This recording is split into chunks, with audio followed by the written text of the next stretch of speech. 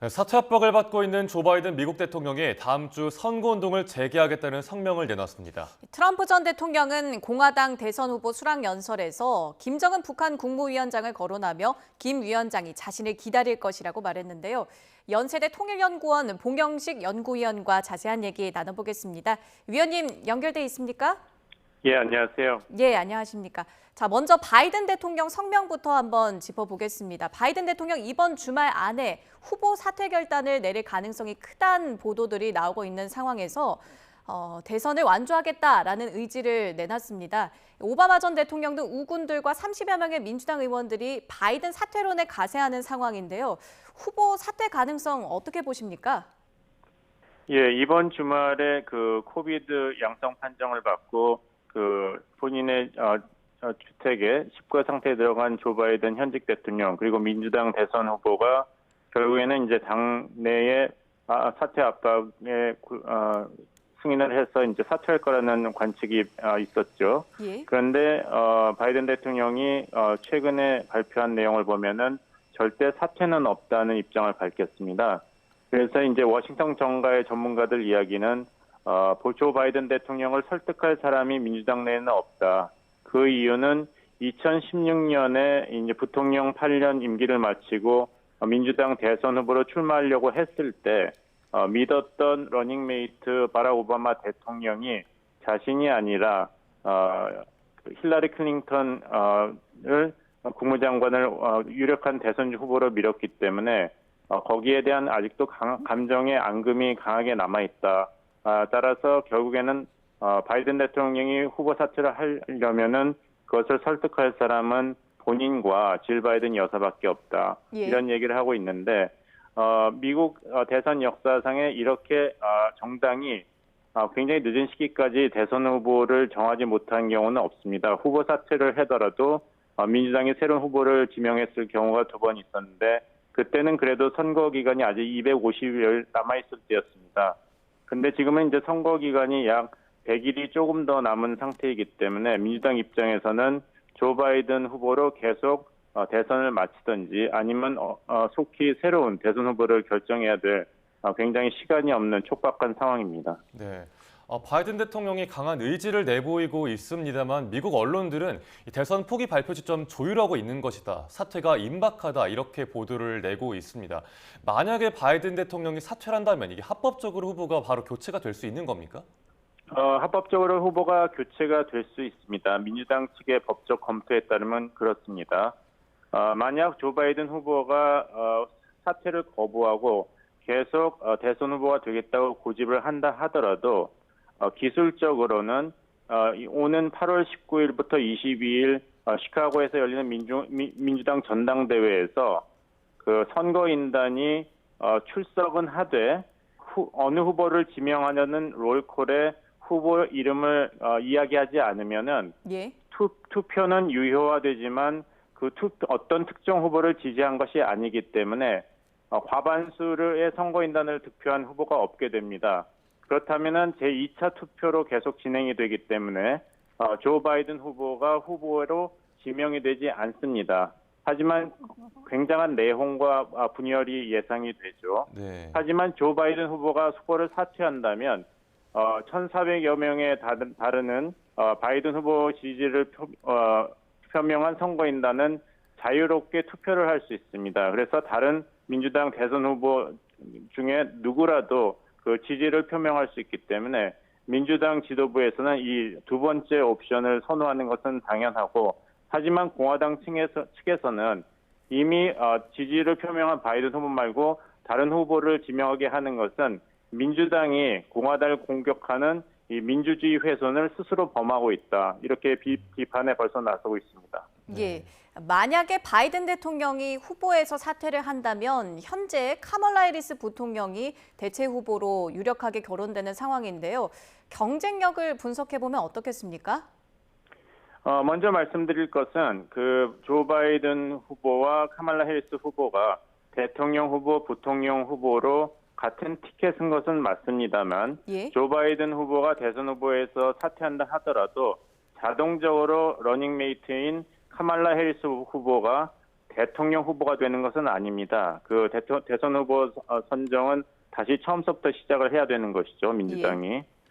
그리고 여러 가지 여론조사를 본다면은 카말라 해리스가 민주당의 대선 후보로 나선다 하더라도 도널드 트럼프 공화당 후보에게는 역부족이라는 여론조사가 계속 나오고 있습니다. 네. 조 바이든 후보보다는 더 잘하겠지만 트럼프 후보를 꺾기에는 역부족이라는 여론조사가 나오기 때문에 이것도 조 바이든 현직 대통령이 후보 사퇴 압박에 시달리면서도 후보 사퇴를 거부하는 이유 중에 하나입니다. 그리고 어느 후보가 조 바이든 후보 대신에 민주당의 대선 후보로 나온다 하더라도 예. 조 바이든 후보는 이제까지 공화당의 이런 정치적 공세에도 불구하고 계속 높은 수준의 유권자들의 지지율을 확보한 상태인데 만약에 새로운 후보가 나온다면은 이런 공화당의 공세에 과연 얼마나 견딜 수 있을지 이렇게 카말라 해리스라든지 미셸 오바마 같은 대체 후보가 상대적으로 지지율이 높은 것은 아직 공화당의 공격에 시달리지 않고 후보 검증 과정을 거치지 않았기 때문에 이것은 검증되지 않은 유권자의 지지율이다. 이런 우려도 나오고 있습니다. 네. 방금 그 미셸 오바마, 그 오바마 전 대통령 부인 이름도 언급을 해주셨는데 그럼 이 미셸 오바마의 가능성은 어떻게 보십니까? 좀 낮다고 보시는 건가요? 예, 거의 없다고 봐야죠. 가장 중요한 이유는 미셸 오바마 여사 자신이 이런 정치의 뜻을 표명하지 않고 있습니다. 정치에는 이제 관심을 보이지 않기 때문에 미셸 오바마 여사가 가장 유력한 민주당 대선 후보라고 생각한다면은 그 민주당 유력 정치인들이 미셸 오바마 여사를 설득을 하는 과정이 필요합니다. 그리고 두 번째로 아까 말씀드린 대로 지금 미셸 오바마 여사의 인기가 높은 것은 아직 정치 과정에서 검증이 되지 않았기 때문입니다.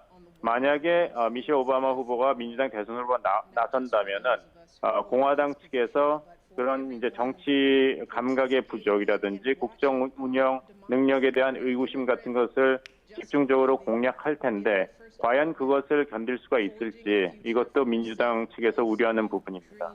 예. 트럼프 전 대통령 얘기도 해보겠습니다. 우리 시간으로는 어제 공화당 전당대회에서 대선 후보직 수락 연설이 있었습니다. 90여 분이라는 긴 시간 동안 이어졌는데요. 어떻게 보셨습니까? 예, 그 수락 연설이 굉장히 지루하고 길었죠. 90여 분 동안에 준비된 원고 없이 즉흥적으로 연설을 했기 때문에 조 바이든 민주당 대선 후보가 6월 27일 대선 토론에서 그 인지 능력이라든지 어떤 국정 운영 방안 설명에서 문장을 제대로 읽지 못하는 모습을 보여서 인기가 떨어졌듯이 이런 트럼프 대세론이 한참 진행이 되었는데 네. 이 수락 연설에서 트럼프 후보가 보인 모습이 너무 준비되지 않은 대통령이다. 노쇠했다. 그리고 자기만의 세상에 그냥 묻혀 사는 것 같다. 이런 우려가 사실 시작이 되었습니다. 그래서 민주당 측에서는 이 트럼프 대통령의 연설을 보고 화합을 강조한다고 약속을 했는데 90여 분 긴 연설 동안에 초반 10분만 화합을 이야기했지 나머지 부분의 연설은 결국에는 트럼프 특유의 그 분열과 폭력을 조장하는 그런 내용으로 가득 찬 연설이었다. 예. 따라서 트럼프를 백악관으로 다시 돌려보내는 것은 미국의 민주주의의 직접적인 위협이라는 그 민주당 측의 대선 캠페인이 다시 효과를 발휘할 수 있다는 희망을 가진 것으로 보입니다.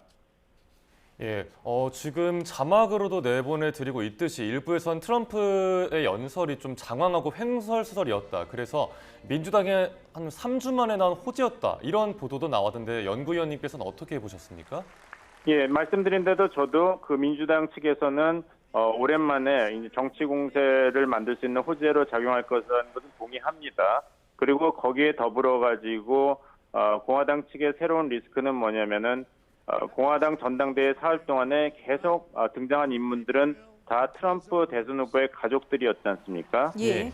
예전에는 이방카 트럼프와 사위 제러드 커시너가 앞에 나섰다면은 이번에는 이방카 트럼프와 제러드 커시너뿐만 아니라 며느리인 라라 트럼프가 찬조 연설하고 공화당 전국위원회 공동의장을 지금 역임하고 있고 에릭 트럼프가 아버지의 선거인단 과반수 확보를 발표하고 또 장남인 도널드 트럼프 주니어가 JD 벤스가 러닝메이트로 지명되는데 직접적인 영향을 미쳤다는 이야기가 나오기 때문에 이런 트럼프가 제왕적인 대통령이 될 것이고 가족 중심의 국정 운영을 할 것 같은데 이것은 미국이 원하는 그런 정부가 아니다. 미국 민주주의의 원칙에 위반되는 행동이다. 이러는 경종을 울리는 그런 선거 캠페인을 민주당이 집중적으로 펼쳐나갈 것으로 예상됩니다.